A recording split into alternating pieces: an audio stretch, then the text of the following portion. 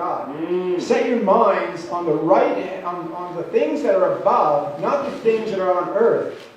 For you have died, and your life is hid with Christ in God. This speaks of God being dead to sin. When Christ, who is our life, appears, then you also will appear with him in glory. Put to death then, therefore, what is earthly in you, fornication, impurity, passion, evil desires, and covetousness, which is idolatry. On the account of these, the wrath of God is coming. In these you once walked when you lived in them. But now, put them all away, anger, wrath, malice, slander, and foul talk from your mouth. Do not lie to one another, saying that you have put off the old nature with its practices, and have put on the new nature, which is being renewed in knowledge, after the image of the Creator, of its Creator. Here there cannot be Greek or Jew, circumcised and uncircumcised, barbarian, Scythian, slave, free man, but Christ is all and in all. Amen. Jesus Christ says that we are to have his mind. We are to have the mind of Christ. We are to have this amongst ourselves. The mind that Jesus Christ had. The resolve, the very thoughts in the heart of God. And we tap into these things through exercising our thoughts. You notice in the tabernacle of Moses, there was a candlestick, the showbread, the altar of incense, and the Ark of the Covenant, all overlaid with gold.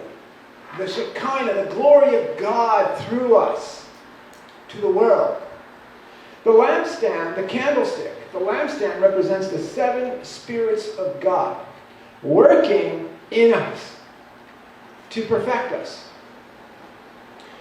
That is our lamp that is to be lit in perpetuity all the time. The ordinance was to never have those lights go out for them to do. It was a physical ordinance, but we do this spiritually today. The showbread is the physical body, is to show to the world. They see the physical body. That's the showbread. So the candlestick is the light of God burning within us.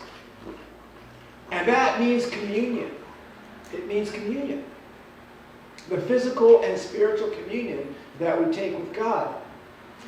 And then we have the altar of incense, which is the prayers of the saints going up to God, mixed with incense, a sweet odor for God.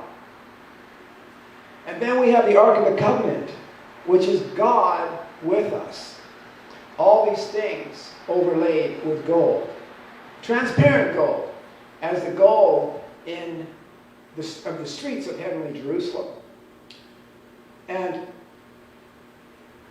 we must search for God, for his truth, through the furnishings of the palace of God.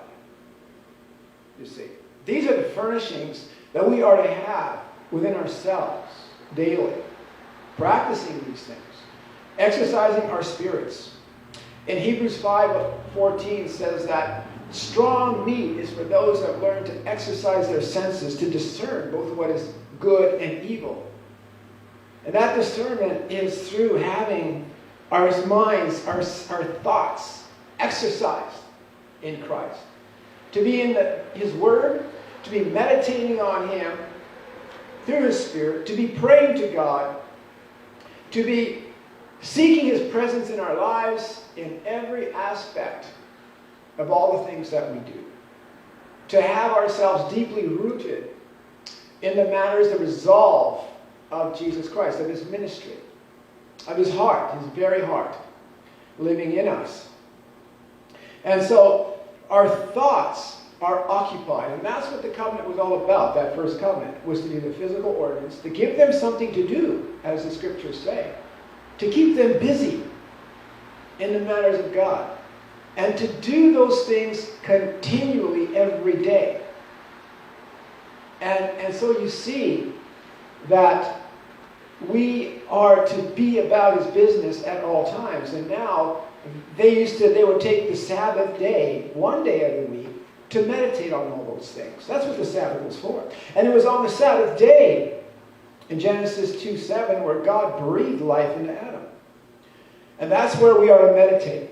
We are to have our minds set on the heavenly things. We have to enter into the throne room of God with our minds. And we have to hear the words of the Grand Master, our High Priest, Jesus Christ.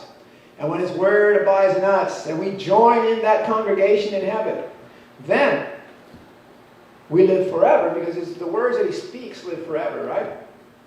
And the gifts and calling of God are irrevocable.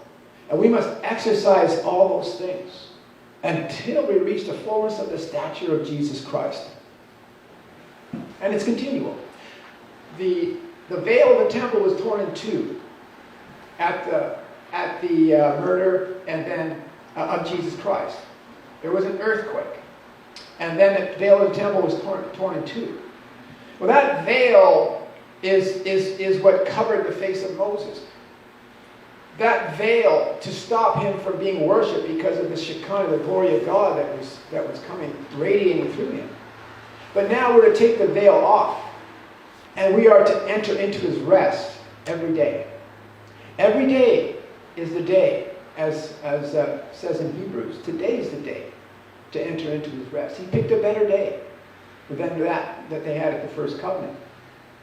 In this covenant age, today is the day. This moment, in every single minute of every day, is the day that we can enter into the rest of God. And that is where our thoughts have to be. That we not be led astray by the influences that are around us in the world. We mustn't be brought back into the law. We must remain with Christ, hidden under the shadow of the Most High God, under the wings of the Almighty, in fellowship. We have that today. Something that they did not have in that covenant age. A better covenant. And once again, exercise our thoughts at every single opportunity. And to not forget God. Because the world has a way of having us forget.